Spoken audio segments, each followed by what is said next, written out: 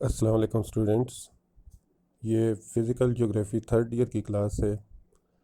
Class start کرنے سے پہلے آپ کو بتا دیں کہ اگر آپ کو کسی قسم کا کوئی بھی مسئلہ پیش آ رہا ہو یا کسی قسم کا کوئی بھی سوال ہو تو آپ اس ویڈیو کے کمنٹ سیکشن میں یا پھر واٹس ایپ نمبر پہ رابطہ کر سکتے ہیں۔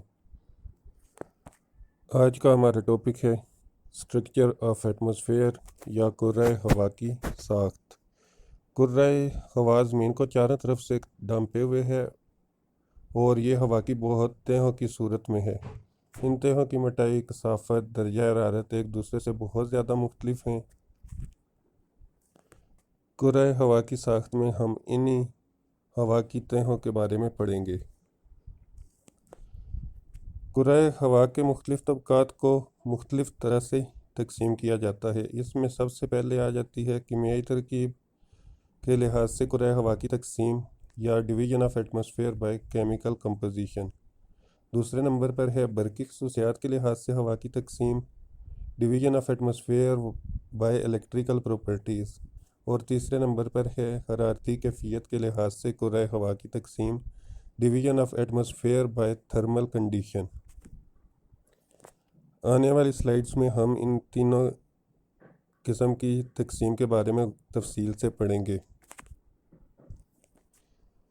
سب سے پہلے ہم بات کر لیتے ہیں کیمیائی لحاظ سے تقسیم یا کیمیکل ڈویژن کے بارے میں۔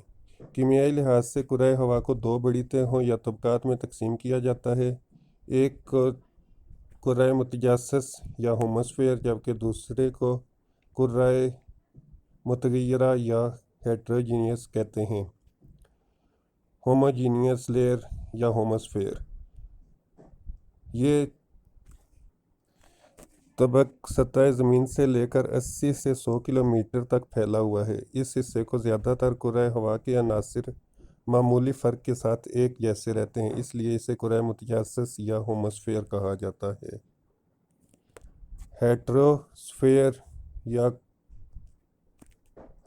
ہیٹروجینیس لیئر، کرۂ متغیرہ کی تہ متجانس طبق کے اوپر 80 سے 100 کلومیٹر کی بلندی کے بعد شروع ہوتی ہے اور کرۂ ہوا کے آخر تک پھیلی ہوئی ہے۔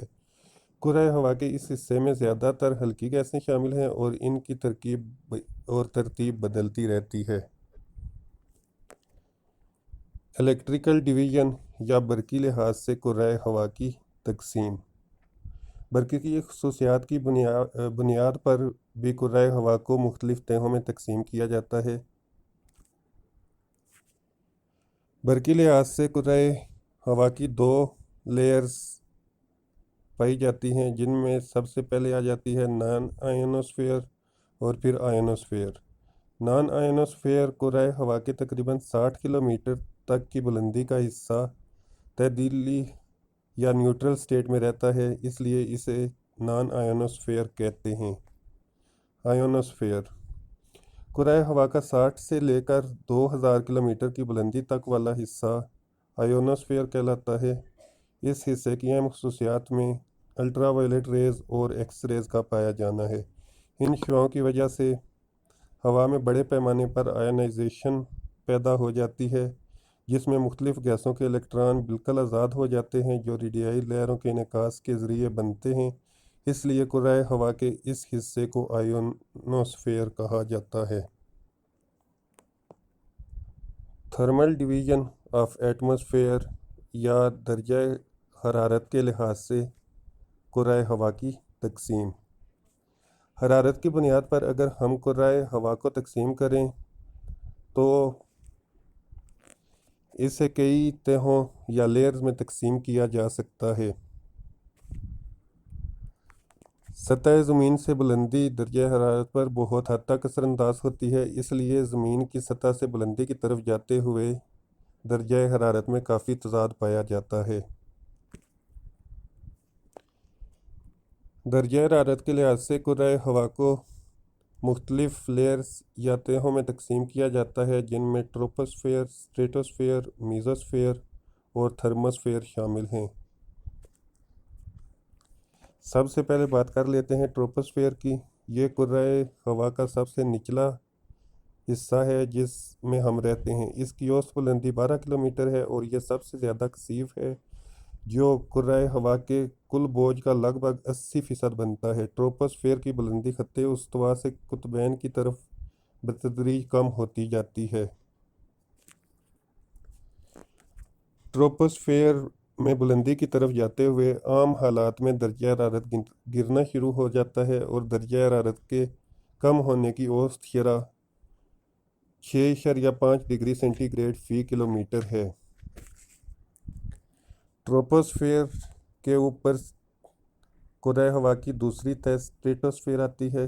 یہ کرۂ ہوا کا نیچے سے دوسرا طبق یا تہہ ہے جسے ایک تنگ سی ہوا کی پٹی ٹروپوپاز نچلی تہہ سے الگ کرتی ہے۔ کرۂ ہوا کی اس تہہ کی بلندی کا اندازہ 18 کلومیٹر سے 50 کلومیٹر تک ہے۔ کرۂ ہوا کی یہ صاف اور قدرے کثیف ہوا پر مشتمل ہے اور اس میں نمی کی مقدار بہت کم ہوتی ہے، خاص کر اس کا درمیانی اور بالائی حصہ اس سے بالکل پاک ہوتا ہے، اس لیے بادل وغیرہ نہیں ہوتے اور دیکھنے کی صلاحیت یعنی ویزیبلٹی بہت زیادہ ہو جاتی ہے۔ زیادہ تر ہوائی جہاز کرۂ ہوا کی اسی تہہ میں سفر کرتے ہیں۔ کرۂ ہوا کی اس تہہ میں درجہ حرارت ایک بار پھر بڑھنا شروع ہو جاتا ہے۔ اس کے علاوہ اسٹریٹوسفیئر میں اوزون کی تہہ پائی جاتی ہے۔